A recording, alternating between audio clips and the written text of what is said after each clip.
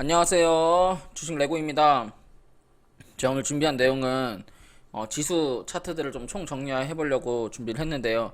지수 차트에서 제일 중요한 차트는 저는 나스닥이라고 좀 생각을 하고, 이 나스닥과 추종을 해서 같이 가는 ETF 상품이 QQQQ랑 TQQQ예요. 이게 QQQQ랑 TQQQ 같은 경우에는 나스닥을 추종을 하는 지표거든요.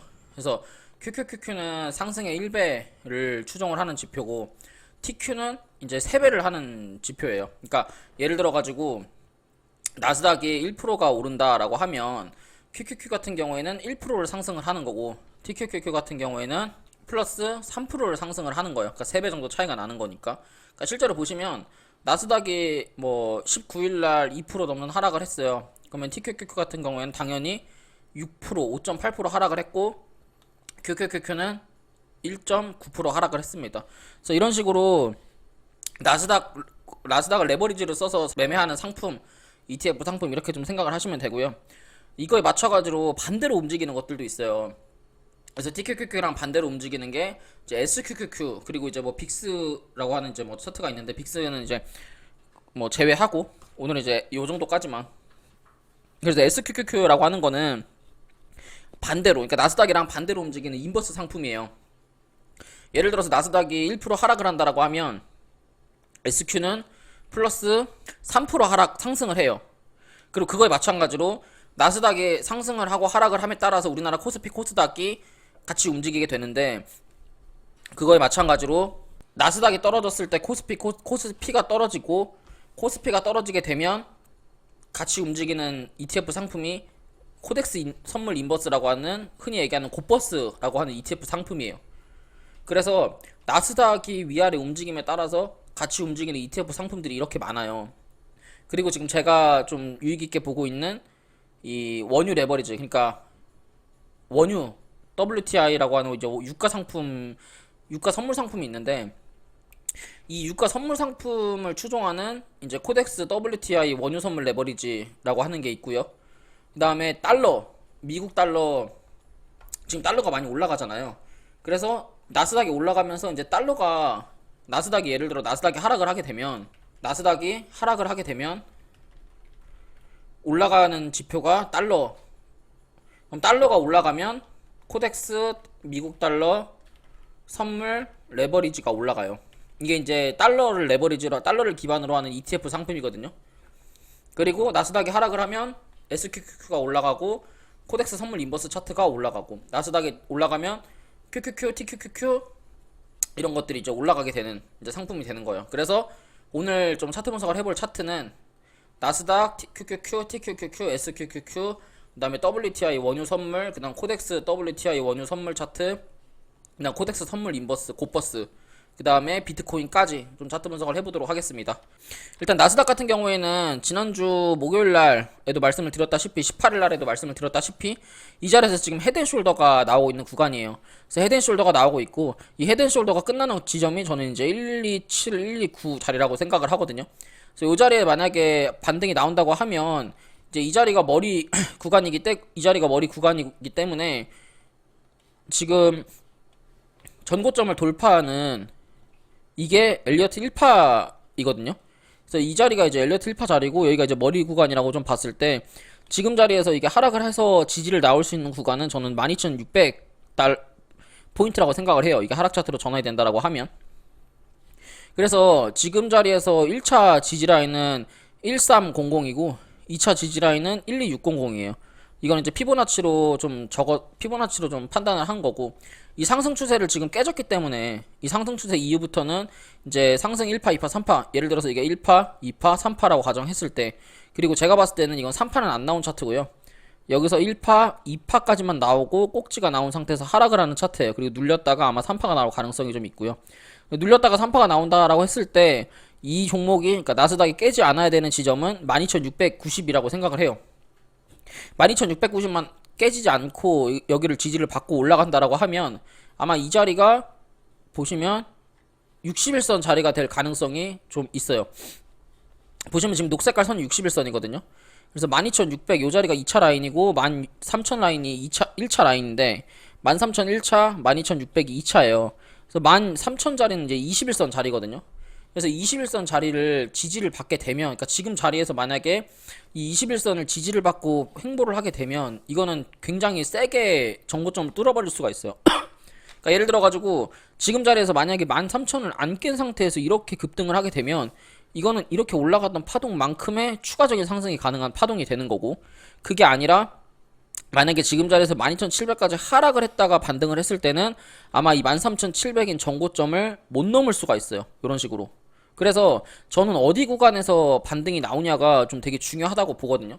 그래서 다음 주에 이게 헤드앤숄더를 크게 봤을 때 요런 헤드앤숄더가 나와면서 이 13,000포인트를 어찌저찌 지켜준다라고 하면 이거는 저는 조금 그래도 양호한 흐름이지 않냐, 나스닥에서 요런 생각을 좀 가지고 있고, 그게 아니라 만약에 헤드앤숄더가 뜨면서 반등이 12,600에서 이렇게 반등이 나온다라고 하면 그때는 이 13,500포인트를 뛰어넘기에는 어렵지 않을까, 이런 생각을 하고 있습니다. 그럼 이거에 맞춰가지고 우리가 매매를 뭐 인버스 상품을 살 수 있는 거, ETF 상품을 살 수 있는 건 이제 SQQQ가 되겠죠. SQQQ 같은 경우에는 이제 나스닥이 하락을 했을 때 올라가는 좀 상승을 할 수 있는 차트라고 좀 생각을 하고, 지금 자리에서 이 하락을 하는 이 하락 추세를 돌파를 한 자리이기 때문에 하락 추세를 돌파를 하게 되면, 그리고 지금 여기서 갭 하락 자리를 메우려고 하는 그런 구간으로 좀 보여져요. 그래서 1차는 플러스 10% 구간, 그러니까 나스닥 따지면 나스닥이 마이너스 3% 정도 더 하락할 구간이 있다는 거죠. 왜냐면 나스닥의 3배로 추정을 하는 지표니까. 그래서 1차는 38달러, 2차는 42달러 이렇게 좀 보여지고요. 지금 자리에서 이게 하락 추세를 돌파하는 자리에서 이제 시세를 낼 수 있는 자리라고 저는 좀 보여지고요. 역헤드앤숄더가 나올 수 있는 구간이라고 보여져요. 이런 식으로. 그래서 한번 돌파 줬다가 눌림 줬을 때 여기가 타점이 된다고 보거든요. 그래서 SQQQ 같은 경우에는 지금 자리에서 눌림을 한번 주는 자리, 그 다음에 요 자리 눌림을 한번 주는 요런 역헤드앤숄더를 노려보는 걸 추천을 드립니다. 그래서 지금 자리 말고 지금에서 한번 눌림 주는 뭐 35.9달러 요 정도가 좀 안전한 좀 매수 타점이 되지 않을까 싶습니다. 그 다음에 그걸 맞춰가지고 이제 TQQQ 좀 차트 분석을 해보면 TQQQ 같은 경우에도 반등 자리긴 해요. 그래서 보시면 얘도 지금 헤드앤숄더를 만들려고 가는 구간으로 보여지거든요. 이런 식으로. 그래서 여기서 기술적 반등이 나오면 뭐 좀 정리를 하고 이제 SQQ로 좀 갈아타는 게 좀 좋지 않을까, 이런 생각이 드네요. 이런 생각이 들고, 그리고 이제 뭐 QQQ는 뭐 볼 것도 없고요. TQQ가 뭐 마찬가지니까. 그래서 이제 얘도 지금 이탈되면 안 되는 라인이 요 상승 추세가 지지받는 35달러 요 자리고, 그럼 이제 나스닥이 떨어지게 되면, 그러니까 나스닥이 저항을 맞는 시점부터 움직이고 있던 상품이 있어요. 움직이고 있던 선물 지표가 뭐였냐면 나스닥이 상승을 하면서 움직이고 있던 게 국제유가거든요. 보시면 지금 국제유가가 악재가 굉장히 많이 뜨고 있어요. 뭐 예를 들어가지고 뭐 지금 국제유가 배럴당 최저점이다. 근데 보시면 국제유가는 더 이상 가격이 안 빠지고 있죠. 원래 시장에서 악재가 나올 때가 저점이 될 가능성이 좀 있어요. 악재가 나왔는데 시장이 더 이상 빠지지 않고, 나스닥이 지금 12시간 봉에서 전고점 지지를 받았음에도 유가는 어떻게 보면 3일봉에서 전 저항들의 지지를 받았어요. 나스닥은 저항을 맞고 유가는 지지를 받고 있고, 그리고 최근에 어떤 뉴스들이 좀 떴었냐면 다시 한번 인플레 때문에 원자재 가격이 재차 상승을 하고 있다. 그래서 지금 금요일날 시간의 단일가로 올랐던 종목 중에서 이구산업이라는 종목이 있어요. 시간의 단일가로 지금 뭐 이구산업 같은 이런 구리 관련주들이 이렇게 좀 상한가를 갔거든요. 그래서 제가 지난주 화요일날 VIP 방송에서 해드렸던 말씀이 뭐였냐면, 그렇기 때문에 나스닥이 저항이기 때문에 여러분들이 매매해야 되는 종목은 고려산 이런 산업주, 그 다음에 사료주, 그 다음에 이런 이제 원자재 관련주들. 그래서 지난주에 말씀드렸던 내용이 나스닥이 저항이기 때문에 이제 원자재 관련주를 매매를 뭐 하셔야 된다, 그러면서 말씀드렸던 게 비료, 사료, 뭐 고려산업, 그다음에 뭐 한일사료, 이런 이제 뭐 이구산업, 이런 이제 원자재 관련주들을 말씀드렸어요. 그러면서 제가 WTI 원유를 좀 유가를 좀 관심 있게 봐야 한다, 이런 말씀을 좀 드렸거든요. 그 이후에 이제 지금 유가가 바닥을 십자도지를 띄우고 지금 반등을 하고 있는 차트인데, 지금 유가 같은 경우에는 지금 이거를 이제 주봉으로 보셔도 주봉상에서 이런 이제 61선 자리를 지지를 받는 자리라고 저는 생각이 되거든요. 근데 이게 지지를 받을 때, 주봉에서 지지를 받을 때 우리가 기술적 반등이라고 하는 게 있잖아요. 근데 보시면 21선에서도 기술적 반등을 하지 않았고 61선 자리에서 지금 헤드앤숄더, 역헤드앤숄더를 만들고 기술적 반등을 할 수 있는 가능성이 좀 있어요. 그래서 지금 최근 들어가지고 천연가스 선물 같은 경우에는 정고점을 뛰어넘었죠. 그래서 사실 이제 유가랑 천연가스랑 뭐 상관관계가 그렇게 크게 있진 않아요. 근데 원자재 관련주들이 지금 돌아가면서 급등이 나오고 있기 때문에 이제 원자재 중에 과거에 이제 러시아 전쟁으로 원자재가 크게 갔던 이제 유가 관련주들도 한번 주의 깊게 여러분들이 보실 필요는 있어요. 그래서 이제 WTI 같은 경우에는 만약에 내가 매매를 한다고 하면 한 86달러 정도 손절 잡고 좀 매매를 한번 해볼만 할 것 같고, 그거에 맞춰가지고 이제 원자재 관련주들 한 번씩 좀 챙겨보시면 좋을 것 같습니다. 그래서 원자재 관련주까지 얘기를 다 했고요. 그래서 원자재 관련주로 여러분들이 뭐 종목을 매매를 한다고 하면 뭐 중앙에너비스, 그다음에 뭐 흥구석유, 한국석유, 뭐 SH에너지화학 뭐 이런 것들이 좀 있겠고, 그래서 지수가 떨어지면서 이제 나스닥이랑 뭐 더 나스닥이 더 하락을 할 것 같고, 그거에 맞춰가지고 원자재 관련주 뭐 WTI가 더 올라갈 것 같고, 그러면 이제 뭐 원유 관련주, 유가 관련주를 좀 매수를 하는 건 더 좋을 것 같고, 그거에 마찬가지로 뭐 잠시 이제 선물 인버스나 달러 레버리지에 좀 대피하고 있는 것도 저는 좀 좋은 방법이라고 좀 생각을 하거든요. 그래서 이제 그쪽